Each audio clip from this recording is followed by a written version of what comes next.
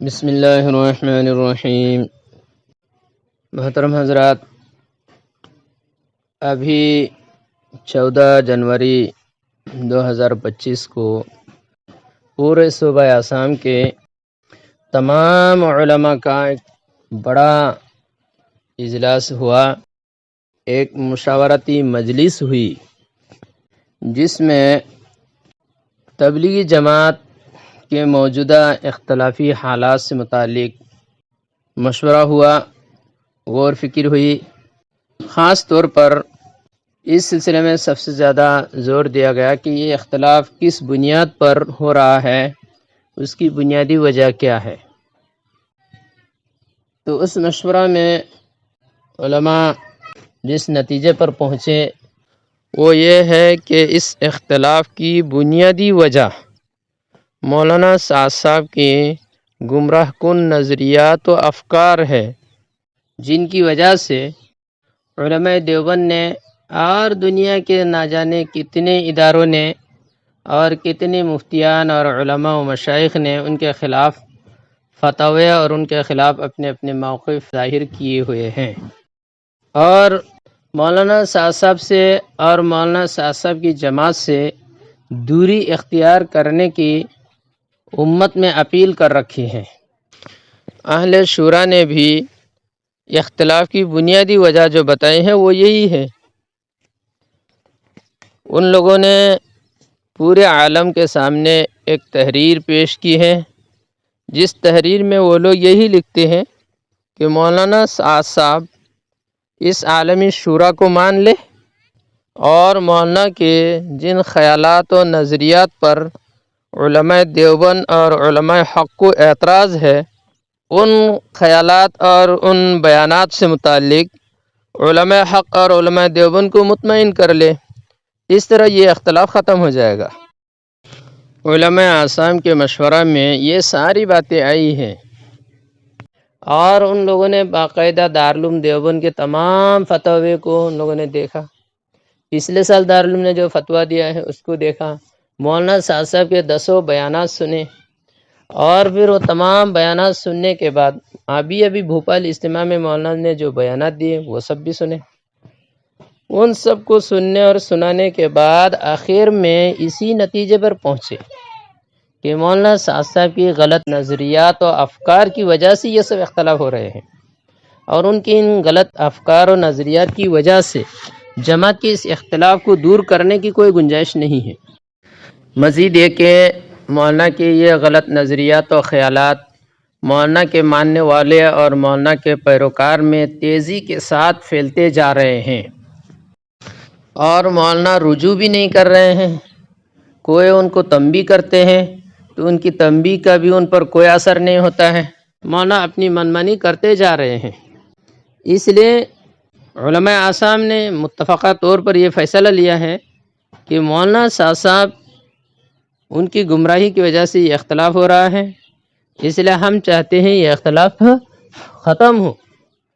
اسی بنیاد پر یہ بات کہی گئی ہے کہ اور مولانا کی گمراہی امت میں پھیلے، ہم چاہتے ہیں کہ یہ گمراہیاں امت میں نہ پھیلے، ہماری عوام اور ہماری امت بچ جائے۔ اس لیے یہ فیصلہ لینا پڑا کہ مولانا سعد صاحب کے ساتھ کوئی نہ دے، مولانا کے بیانات کوئی نہ سنے، اس طرح مولانا کے جو حامی حضرات ہیں ان کی بھی حمایت نہ کرے، ان کی بھی بیانات اگر نہ سنے، اور جماعت کا کام بھی ان کے ساتھ نہ کرے۔ جماعت کا کام اگر کرنا ہے تو شورا کے ساتھ مل کر کرے۔ اہل شورا کو ہم صحیح سمجھتے ہیں۔ یہ کہہ کر اپنا فیصلہ اور اپنا موقف سنا دیا۔ جب سے یہ موقف عام ہوا تب سے لوگوں میں 3 جماعتیں بن گئی۔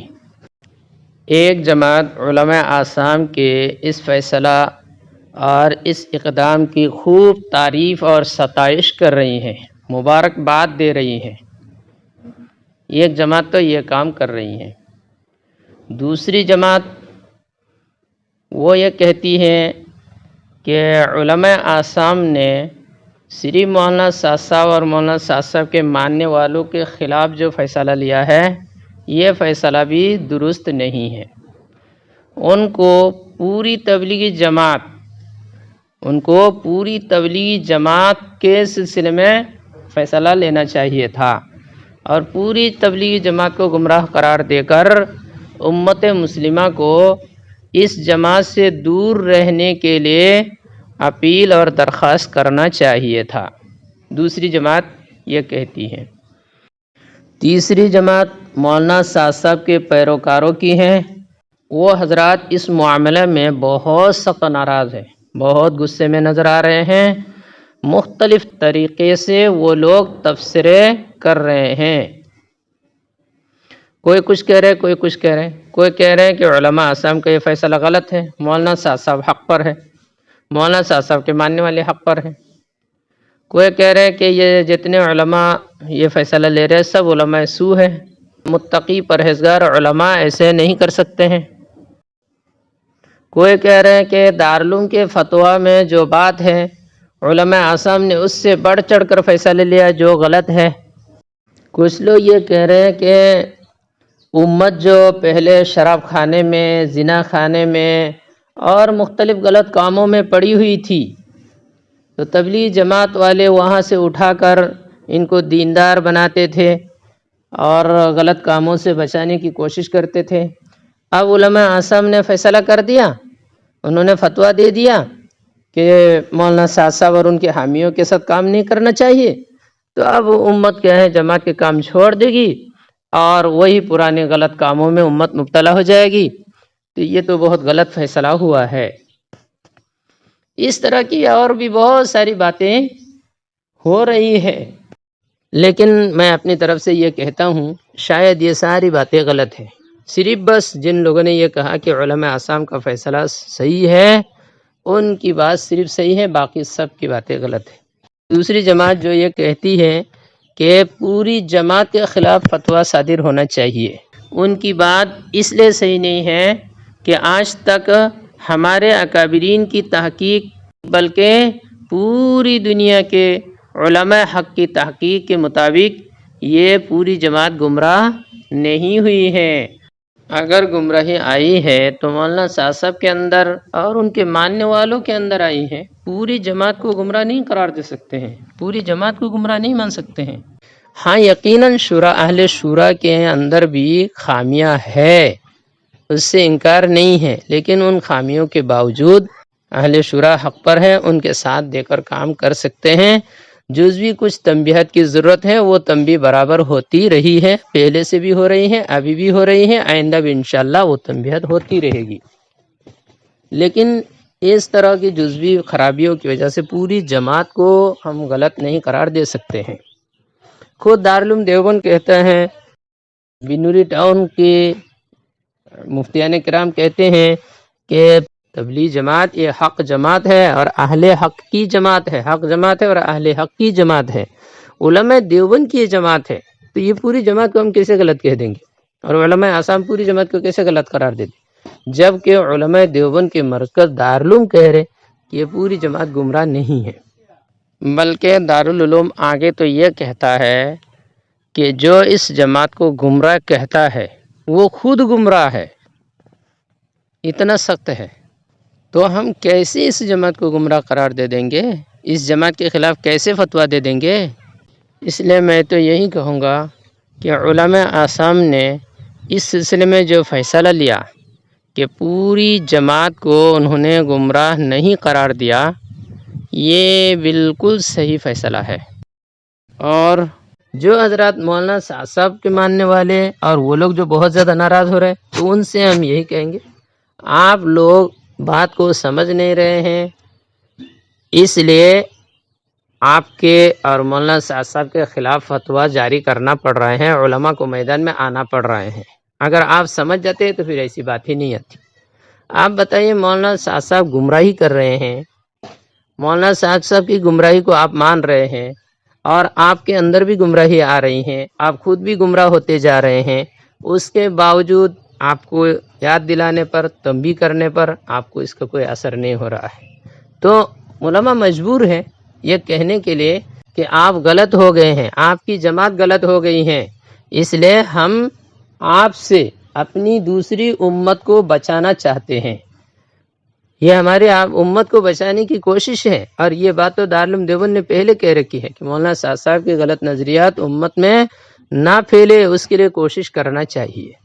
لیکن اگر ہم کچھ نہ کہیں تو یہ غلط نظریات پھیلتے جا رہے ہیں، پھیل رہے ہیں۔ مولانا سعد صاحب کے متبعین، آپ لوگ خود ہی مولانا کی جو باتیں ہیں وہ سب بیان کرتے رہتے ہیں، قرآن حدیث کے خلاف باتیں آپ لوگ بیان دیتے رہ رہے ہیں، ایسے ایک نہیں دسوں قصے ایسے ہیں۔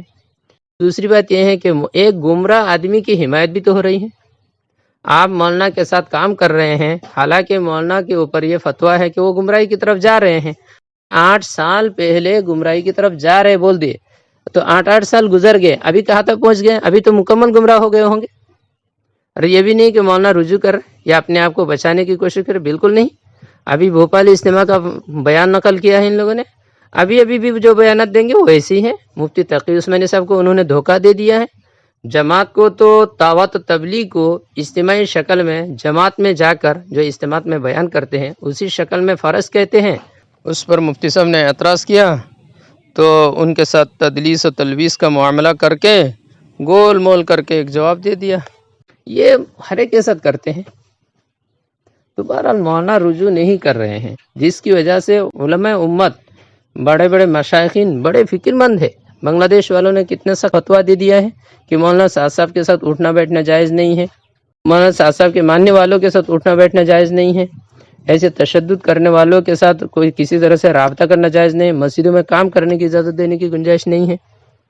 یہ ساری باتیں تو ان کے فتویٰ میں ہیں۔ دنیا کے سارے اداروں نے فتویٰ دے رکھا، ایک نہیں دسوں فتوے ہیں جس میں یہ کہا جا رہا ہے کہ ہم اپنے عوام کو مولانا سعد صاحب کے ان غلط نظریات سے بچانے کے لیے عوام سے اپیل کرتے ہیں کہ مولانا کے ساتھ کام نہ کریں۔ یہاں ایک بات یہ جو کہتے ہیں کہ تبلیغی جماعت سے روک رہے، یہ تبلیغی جماعت کے کام سے روکنا نہیں ہے۔ تبلیغی جماعت کا جو غلط ایک رخ ہے، اس رخ کے ساتھ کام کرنے کی ممانعت ہو رہی ہے، اس سے روکا جا رہا ہے۔ یہ تو خود کہا جا رہا ہے کہ ان کے ساتھ نہ کریں، اہل شورا کے ساتھ مل کر کریں، یہ کہا جا رہا ہے۔ ان کے ساتھ مل کر نہ کریں، اور کام کرنا ہے تو اہل شورا کے ساتھ مل کر کریں، یہ خود آسام کے فتویٰ میں بھی ہے۔ تو اس لیے یہ کہہ دینا کہ ان کے فیصلے کی وجہ سے عوام رنڈی کھانے میں رہے گی، عوام شراب کھانے میں رہے گی، یہ سب دھوکے بازی ہے۔ ان سب باتوں کی کوئی ضرورت نہیں ہے۔ بس صحیح جو بات ہے وہ یہی ہے کہ ان کے ساتھ کام نہ کرے، اہل شورا کے ساتھ مل کر ہی کام کرے۔ علماء یہی کہہ رہے ہیں، اور عملی شکل میں بھی یہ ہو رہا ہے۔ پوری دنیا کے سارے علماء شورا کے ساتھ مل کر کام کر رہے ہیں، الا ماشاءاللہ چند علماء ہوں گے جو مولانا سعد صاحب کے ساتھ کام کر رہے ہیں، وہ بھی مطلب کی وجہ سے کر رہے ہیں، مفاد پرست ہے۔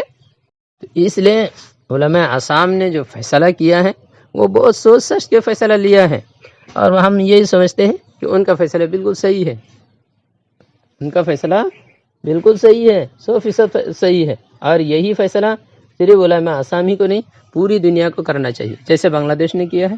اس طرح سے ہم تو یہ کہیں گے پوری دنیا کے سارے علماء اس طرح سے مولانا سعد کے اور مولانا سعد صاحب کے ماننے والوں کے خلاف فیصلہ سنا دے، اور بس امت مسلمہ کو ان کی گمراہی سے بچانے کی کوشش کرے۔